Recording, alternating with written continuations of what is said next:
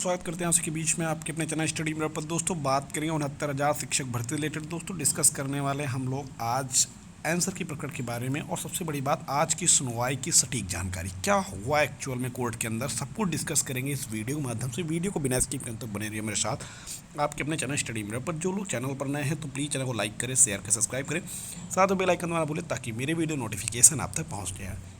जैसा कि दोस्तों आप सभी बता दें, मैंने अभी थोड़ी देर पहले एक वीडियो में बताया था जहां पर आप सभी को कि केस में आज डेट लगना, खैर लग नहीं रहा था केस में आज डेट लगेगी, लेकिन डेट लग गई है।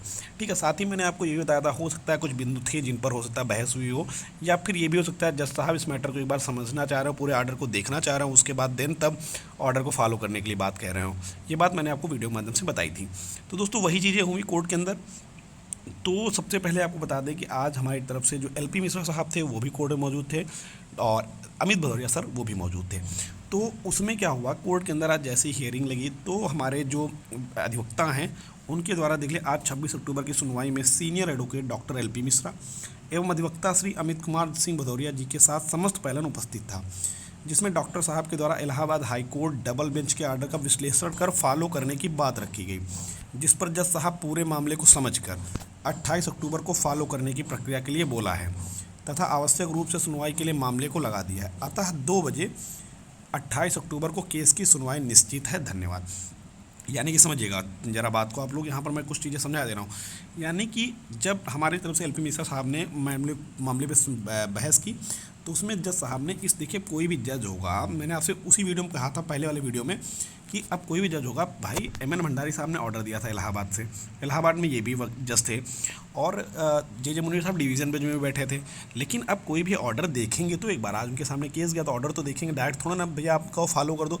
भाई कोई भी जज अब ऐसे तो नहीं फॉलो कर देगा, पहले चीज़ें समझेगा तो एक बार क्या मैटर था, क्या केस था, क्या चीज़ें थी, देन उसके बाद ही तो फॉलो करेगा। तो आज हमारे अधिवक्ता की तरफ से सारी चीज़ों को रखा गया।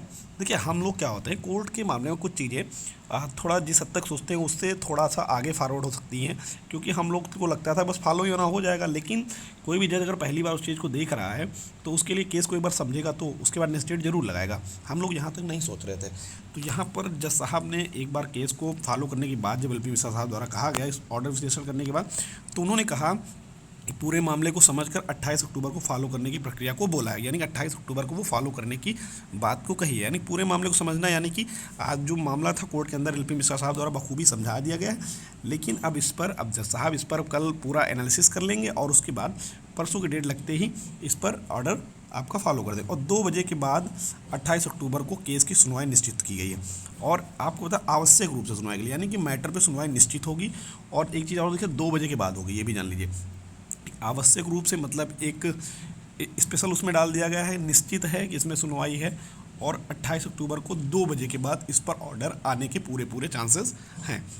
तो कोई भी साथी हताश परेशान ना हो। सबसे अच्छी बात कि जज साहब को जो मैटर है उसकी गंभीरता को बहुत ही ध्यान से लिया, क्योंकि गंभीर मैटर होने के साथ साथ उन्होंने आज की डेट के बाद कल नहीं परसों की डेट तुरंत 28 लगा दी। और जज साहब पूरे मूड में है ऑर्डर को फॉलो करने को लेकर, क्योंकि अगर जज साहब को इधर उधर करना होता तो 28 की डेट ना लगा के दिवाली के बाद भी लगा सकते थे। तो ऑर्डर जज साहब ने जो कहा है कि मामले को समझकर, जज साहब ने पूरे मामले को समझकर 28 अक्टूबर को फॉलो करने की प्रक्रिया की बात कही है।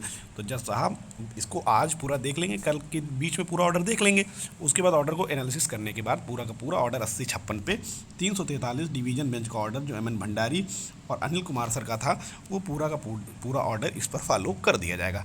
तो अन्य किसी प्रकार की कोई अपडेट नहीं है, किसी प्रकार कोई दिक्कत नहीं है। सिंगल बेंच से भी 1 नंबर ही बढ़ेगा, इससे ज़्यादा सिंगल बेंच से कोई उम्मीद नहीं है, क्योंकि डिवीज़न बेंच का ऑर्डर है, कोई बदल नहीं सकता, सिंगल बेंच में वही फॉलो होगा। देन उसके बाद हम लोग आगे सुप्रीम कोर्ट की तरफ मूव करेंगे, जो भी चीज़ें होंगी दिवाली बाद आपको बता दी जाएंगी। तो यहाँ पर चीज़ें बहुत ही जल्द आप लोगों के फेवर में आने वाली हैं। सिंगल बेंच में सभी लोगों को 28 तारीख को ही खुशखबरी मिल जाएगी, और सभी लोग धैर्य रखिए, ठीक है। तो किसी भी साथी को परेशान नहीं होने की जरूरत है। सुनवाई आज की समाप्त है, और जैसे जो भी अपडेट होगी वो आपको बता दी जाएगी। Thank you for watching. Bye, take care.